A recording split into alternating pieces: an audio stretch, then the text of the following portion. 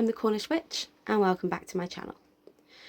Today I wanted to talk about like budget witchcraft. I think I've touched on this before, but I've heard a lot of people saying about why is witchcraft so expensive? It feels very excluding because I can't afford all these different items.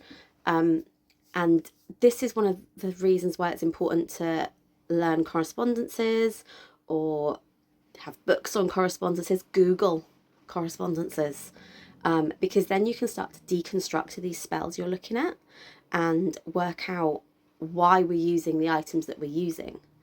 And then once you're looking at the different properties of those items, you can say, okay, so I haven't got that, but I do have this.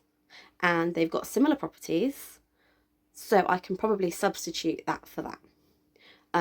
There's a lot said about the actual items you're using not being important, and it's intention that matters. And yes, intention does matter, and very often you can perform manifestations without any items whatsoever because it's about your intention. However, having these items and going through the ritual of a spell and putting all these ingredients, for lack of a better word, together really makes that more potent. So correspondences are really valuable. Also making use of the things around you. So as a folk witch, I'm very much of the opinion that my magic is about necessity. What do I need at this moment in time? I don't do rituals every day, every week. I do them when I need them. I regularly meditate. I regularly talk to spirit, but I don't necessarily do something as regularly as I'd like to, because let's be honest, we all have lives, we all have other things we need to do. Whether it's children, jobs, in my case, dogs and horses, partner. We all know they take a lot of time. So it's just do what you can do and don't feel bad about it. If what you can do is stick on a podcast talking about witchcraft and correspondences and different things you can do for different Sabbats while you're driving to work, that's fine. That's part of your practice because it's all about learning. Anyway, moving on to a couple of other things for making this budget witchcraft. I'm the sort of person that is not crafty. Like, I know a lot of people that can make anything and it all looks beautiful and wonderful, and I'm quite envious of that because I'm rubbish. I'm the person that at school, when they were like, oh, we're doing art today, you can use your imaginations. No, just no. It filled me with dread. So I went to a workshop back in January, and we were looking at elements in the workshop, and on the table there was some air dry clay, and I was like, oh no, I'm not good with anything like this, and I really dreaded it.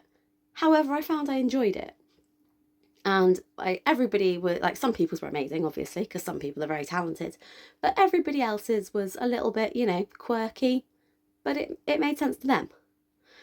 So we didn't have to do all the elements, just elements that we felt we were called to. So we did a lovely guided meditation, and we made representations of the elements that we felt called to in that meditation. So I only did two. I did water and earth. Shocking, earth, I know. And here they are. So some people made 3D models, and I was like, actually, I'm just going to do little representations. So you could do something like this. Like this air dry clay, it's not that expensive. You could get a small piece and break it into 4 and do one for each element. And then these could be your representations of the elements on your altar. If you're in a position where you can't light candles because of the property that you live in, you don't want a big altar set up because you're worried about somebody in your house seeing it, this could work for you because then you can just put it away afterwards. So here is my water. So it's just a little wave. Really basic, but it's a wave. And you can tell it's a wave. And even I can't mess that up. And my other one is a little tree for earth. obviously. So yeah, I was really pleased with those. They came out a lot better than I expected. I've probably shown this before. I've also got this little pentacle that sits on my altar. I decorate it with different colour ribbons depending on the season. So this is my, well, sort of an early Ostara. I'll probably redo it again actually, but yeah, I fell a bit behind with redecorating my altar because, you know, life. So that normally lives there on my altar. As you can see, I've still got my killer whale behind me. Still not got a name though. And I've recently decided that it's a female killer whale, not a male killer whale. I think at the time I thought it was a male killer whale because as a child I was obsessed with the film Free Willy, but I think it's a girl.